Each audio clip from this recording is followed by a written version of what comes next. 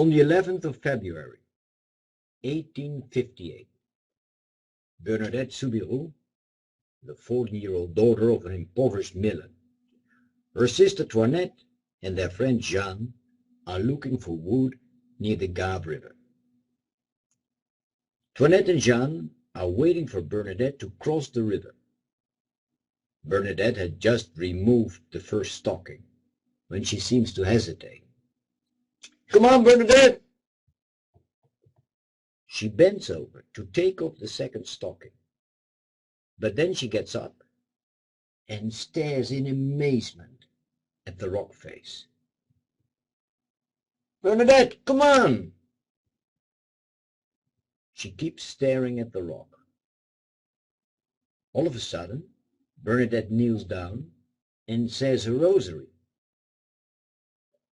Toinette and Jean cannot believe their eyes and return to Bernadette. She's still sitting in front of the somber rock in the drizzling rain, one stocking off and one on. "What are you doing? It is silly to pray here.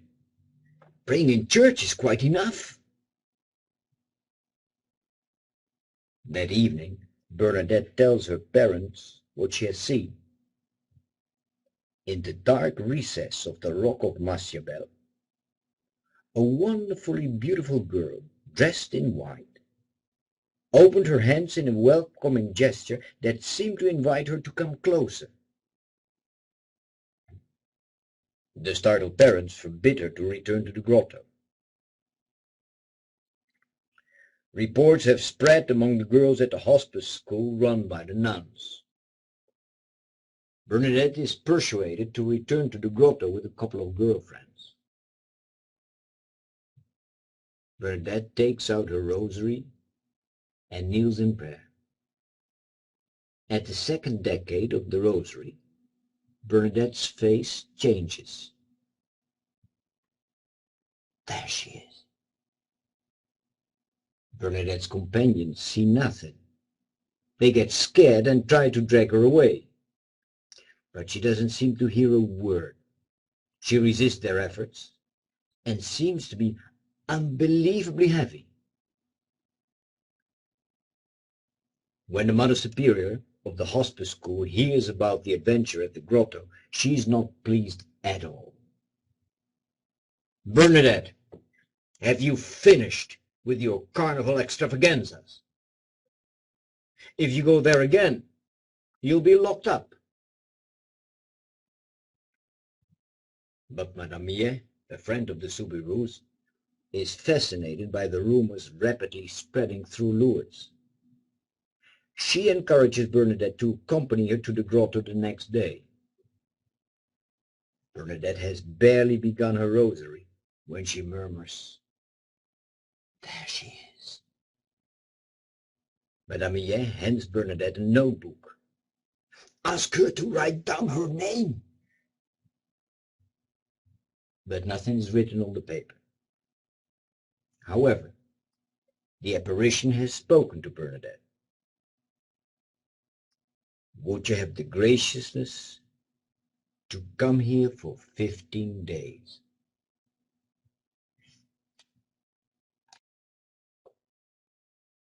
Bernadette now returns to the grotto daily. The strange rumor of the miller's daughter seeing apparitions in front of the grotto of Maciabel attracts curious people. On the 21st of February, 100 people are waiting in front of the grotto. Questions raise an atmosphere of suspense among the simple folk. What will happen on the last of the 15 days that Bernadette visits the grotto? A miracle? A revelation? A disaster? Rumors run rife. "Will you follow me?" Bernadette is taken to the office of the rural constable. The constable ends his interrogation saying, "You're going to promise me that you are not going back there again." But since Bernadette had already promised the apparition, she couldn't promise otherwise. No one can stop her. When Bernadette arrives on the 24th of February at the grotto, the number of people is around 300, almost a crowd. After her recitation of the rosary, Bernadette gets into ecstasy. Bernadette advances on her knees, kisses the ground, and utters the word, penitence, penitence. Go and kiss the ground as penance for the sinners, the apparition has said. The following day, people begin to flock the grotto around 2 o'clock in the morning. When the little visionary arrives, over 350 people are waiting. On her knees, she crawls up the sloping ground that leads to the back of the grotto. Now and then she kisses the ground. She draws a kind of reddish mud out of the hole, brings it to her face, and rejects it with disgust. Then she begins again. She tries to drink the filthy, muddy water, but her repugnance is too great. Yet she manages to do so on the 4th try. The apparition told her, "Go and drink at the spring, and wash yourself in it." That afternoon some people return to the grotto. They look at the hole that Bernadette had dug. One of the ladies plants a stick in the muddy water and detects a gurgle of flowing water. That evening the imperial prosecutor requests Bernadette to present herself at his office. "I forbid you to return to the grotto. And if you do so, Bernadette, I will put you in prison." In the presence of an ever-growing crowd, Bernadette continues her penitential exercises the following days. With more than 1,000 people present at the grotto, they are dangerously wedged in between the rock face and the Gave River. Catherine Lapatie, who suffered from paralyzed fingers after a fall, had been a witness. Later in the day, she climbs to the back of the grotto to find the source of the little stream of water that now flows into the Gave River. She plunges her hand into the water and feels a wave of softness flow over her. Can she move her fingers again? Yes, she can. Oh my God!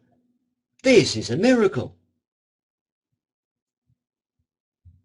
The next day, at the end of her ecstasy before over 1,600 people, Bernadette sets out for the rectory. She has received a message from the apparition. "Go and tell the priest that people are to come here in procession and build a chapel." The priest shrugs his shoulders. "Do you know who she is, Bernadette?" "No." "Well, then I can't help you. You must ask her name." Authorities are worried about the crowds that continue to frequent the grotto.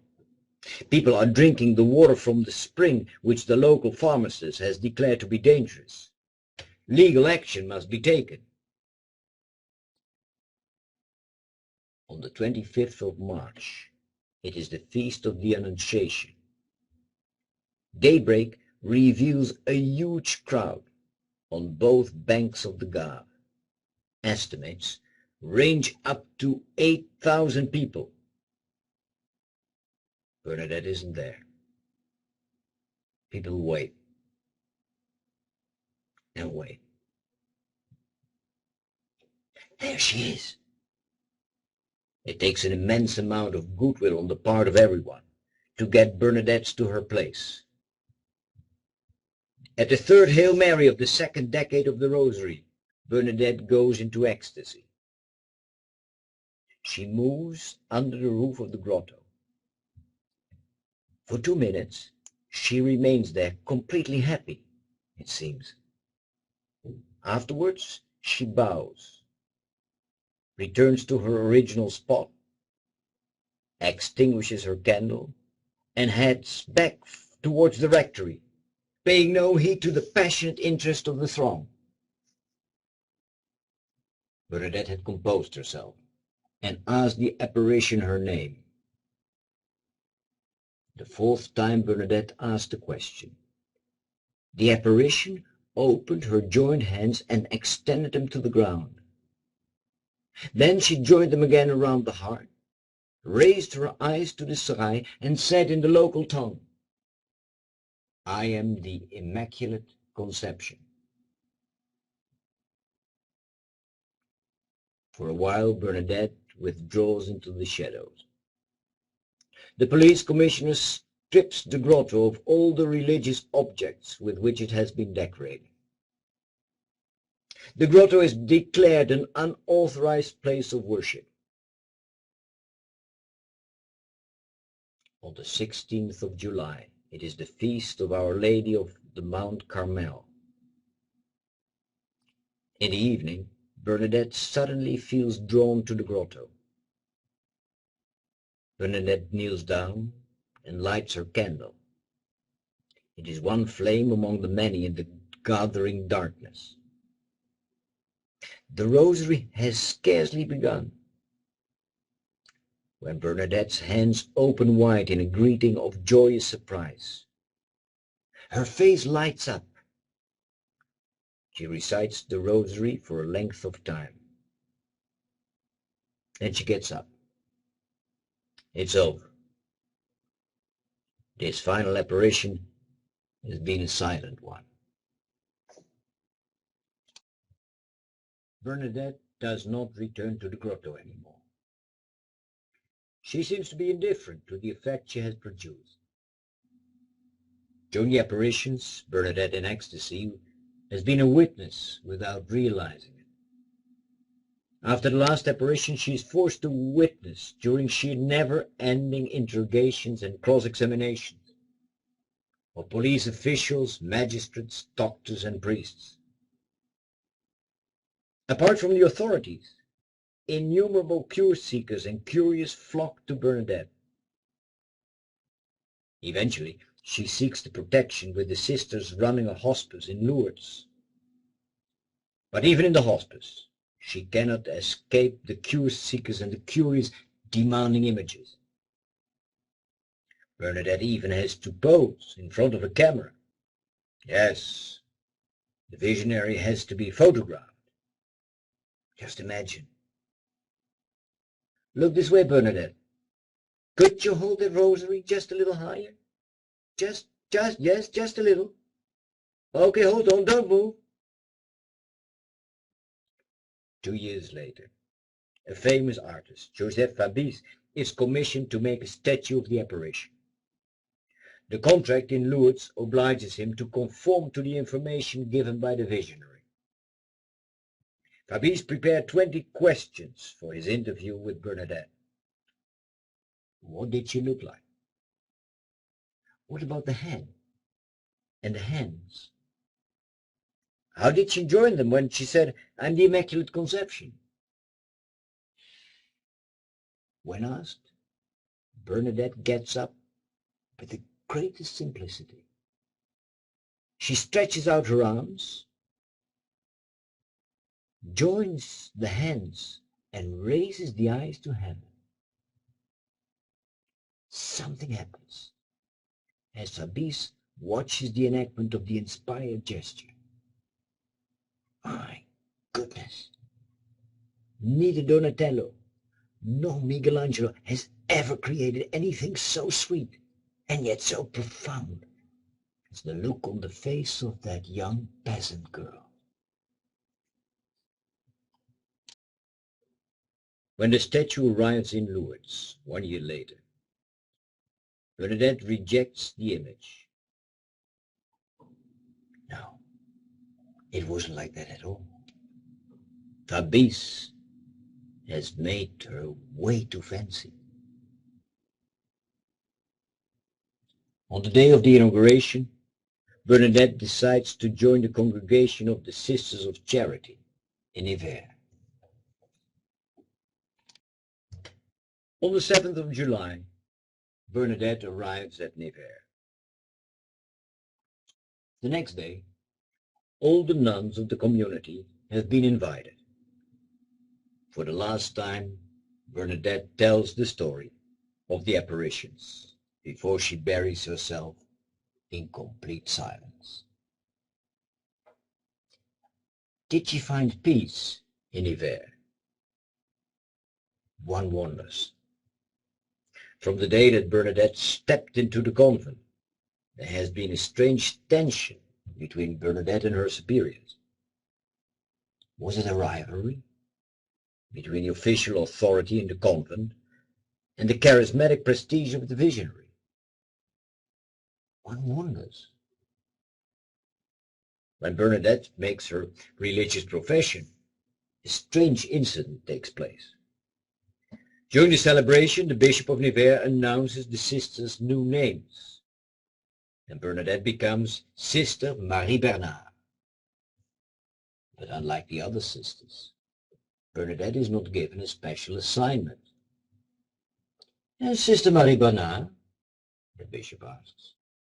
Your Excellency, she's good for nothing, Mother Superior replies. Is that true, Sister Marie Bernard? Are you good for nothing? We'll give her some work in the infirmary. Maybe she can clean up or prepare beverages for the sick. As she's always ill herself, that will be right up her street. Bernadette doesn't really mind to be treated as a useless person. She places great emphasis on caring for the sick. But then she gets ill herself, and she really becomes good for nothing, unable to serve others. In her fits of spitting blood, she tries to accept her sickness as a caress. While Bernadette is spitting blood, the world is drenched in blood. It is the time of the Franco-Prussian War of 1871. It's the time of the siege of Paris, civil war, the Paris Commune. The specter of communism has to be exorcised. While the specter of communism is haunting France, Lourdes becomes the symbol of a Catholic awakening. From all over France, national pilgrimages to Lourdes are organized. On top of the grotto, the Basilica of the Immaculate Conception is built. A delegation of nuns from the convent of Nevers goes to Lourdes for its consecration. Bernadette is not one of them. She has developed a knee tumor. Her bones started to decay. She stays behind in what she calls her white chapel, her curtained bed. Bernadette enters a dark night of faith. Far worse than her physical pains are the interior pains.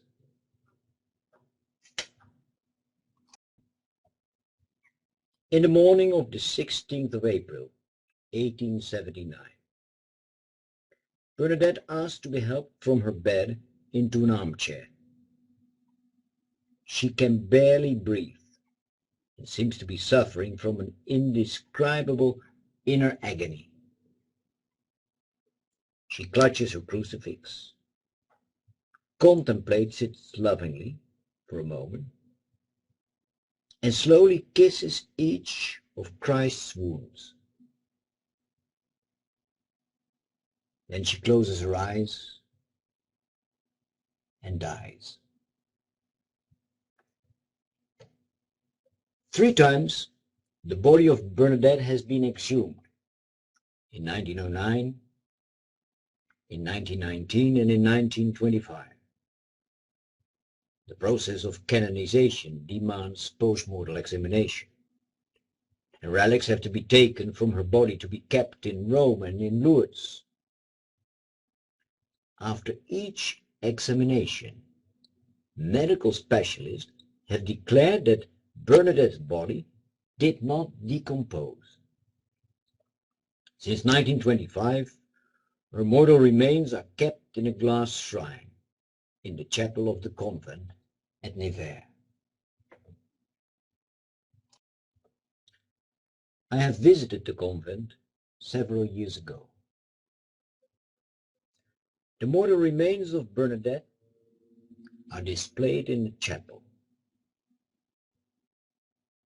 There she is, a very small woman, incredibly lonely it seems,